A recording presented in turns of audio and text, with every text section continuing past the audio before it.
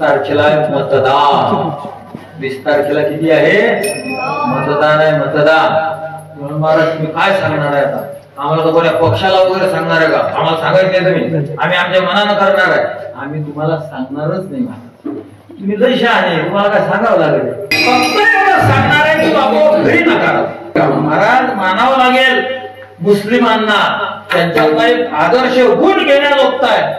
लोकसभेमध्ये 93% मतदान. किती?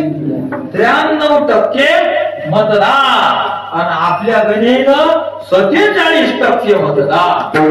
53% कुठं सासूरवाडीला जाऊन बसेल होते पाहुणे काय माहिती. 47% फक्त हिंदूचं मतदान. आणि मुस्लिम बांधवांचं मतदान किती?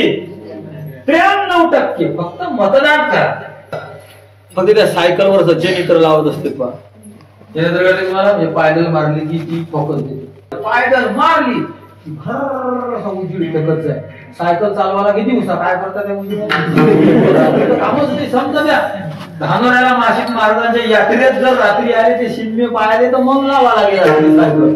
मग दिवसात काही कामच नाही. मग ते तेवढंच लाईट लागत. बरोबर ना? तेवढंच लाईट लागत. बस तिथं जर आहे तरी तर जास्तीत जास्त त्या मावलेपर्यंत दिसतं. ते बी दिसतं म्हणजे काय? सरप असलं तर इजू वाटतं, इजू वाटलं तर असं बी नाही. पण मग काहीतरी आडवं चाललंय असं दिसतंय. मी तुम्हाला मतदान सांगतोय. पायडल मारली की इथून तर त्या मावले लोकचं दिसतं. बरोबर ना? आणि काय काही गाड्या असतात महाराज सुरू बी नाही. हे सायकल तर पळवा लागते तेव्हा लाईट चढवतो.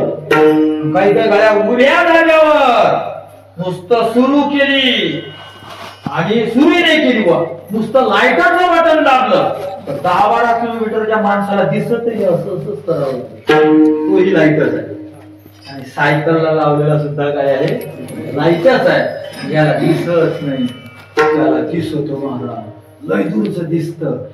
तसे तुमचे फोकस जरा लय लांबचं पाहण्याचे ठेवा. असं सोयाबीनचा भाव तसं तसं तसं तिथल्या तसं तुचकनी नका पाहू किंवा इथल्या इथं लगेच तिथले ना कापसाचे 50 पैसे घसरले असं असं उंचक नका. असं एवढंच नका पाहू.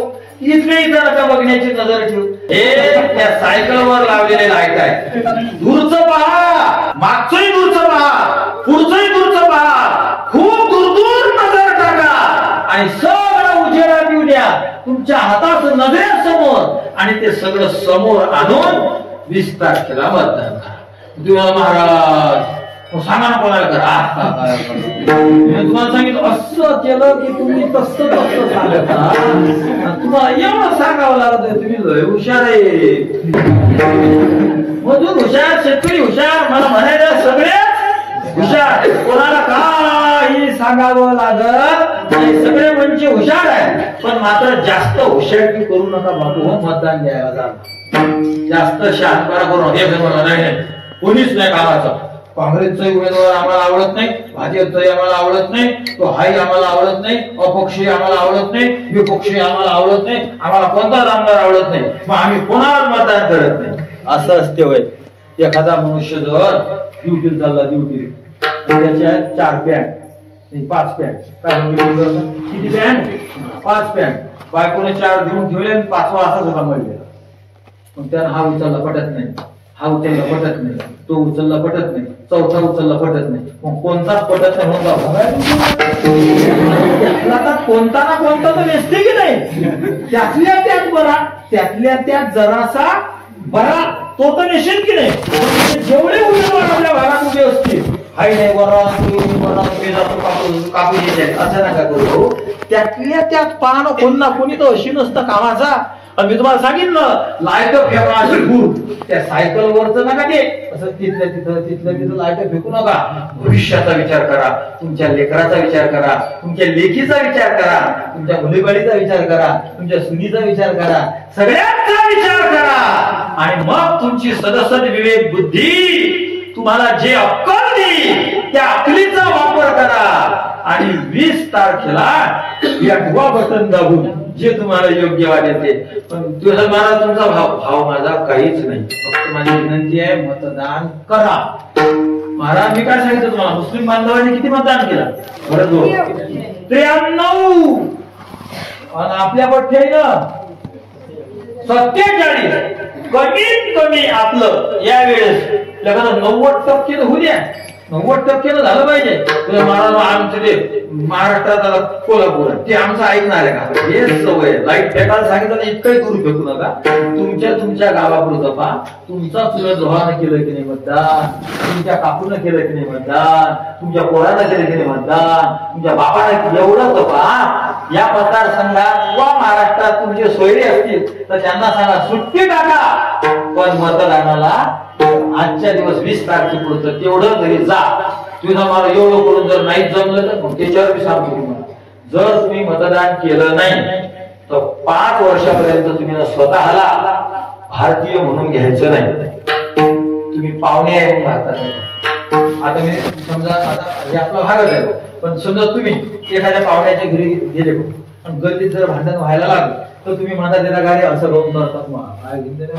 चहा तर पेला स्वयंपाक सुरू आहे. चहा तर पेला स्वयंपाक सुरू आहे. चहा पेला 2 घास खाऊ आणि निघू. मचक मचक करायचं केलं तर त्याची इज्जत राहणार नाही. तसं जो मतदान करणार नाही त्याला 5 वर्ष मचक मचक करायचं नाही. गुरावानी तोंड घालायची नाही.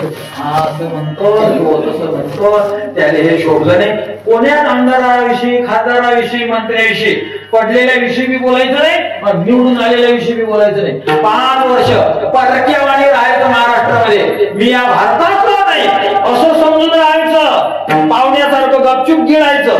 बायकोनं स्वयंपाक केला गटागटा खायचा, शेतात कामाला जायचं, चहा प्यायचं राहायचं, कोण्यात राजकारणात तोंड घालायचं नाही. आणि जर मतदान केलं मग काय नाही, मग बोला अधिकारी लोकशाही आहे. लोकशाही आहे, पण लोकशाहीची सुरुवात मतदान केल्यानंतरच होते.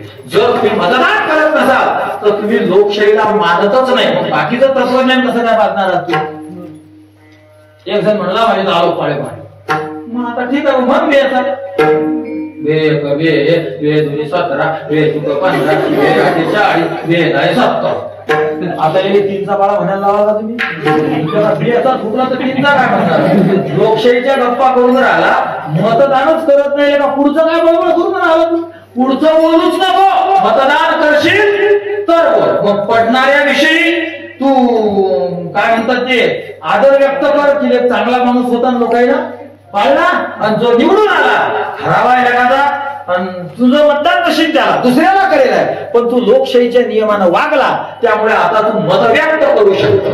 पण ज्याचा बेचाच पाळा चुकला त्याला 3चा कोणी विचारत नसते. शहाण्यानं म्हणू बी नाही, शहाण्यानं विचारू बी नाही. मतदान त्यानं केलं नाही त्याला मचमच करू नये. आणि जर कड्याला लागला तर एखाद्याला हिंमत असली तर म्हणा की भाऊ तू काही तोंड घालू नको बाबा, मेन टाइमच नसा आता कोण बोलतो. तर माझे हात जोडून विनंती आहे तुम्हाला, फुल मतदान झालं पाहिजे एवढं करा फक्त.